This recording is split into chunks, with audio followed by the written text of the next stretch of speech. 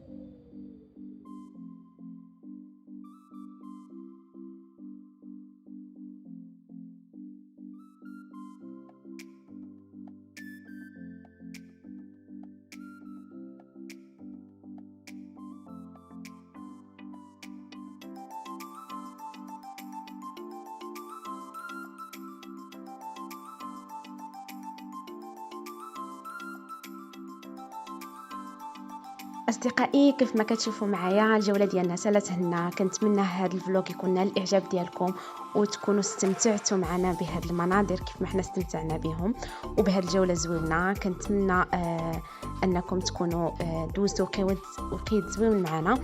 المهم شكرا لكم بزاف على التشجيعات ديالكم. بالنسبه للناس اللي اول مره يدخلوا لاشين ديالي ما تنساوش ديروا اشتراك بطبيعه الحال الى عجبتكم الفيديوهات ديالي باش هكا يبقى يوصلكم كل جديد. وشكرا لكم والى اللقاء الى فيديو مقبل ان شاء الله. غادي نخلي لكم بعض الصور اللي خديت في هذه النزهه. كنتمنى من الله ينالوا الاعجاب ديالكم.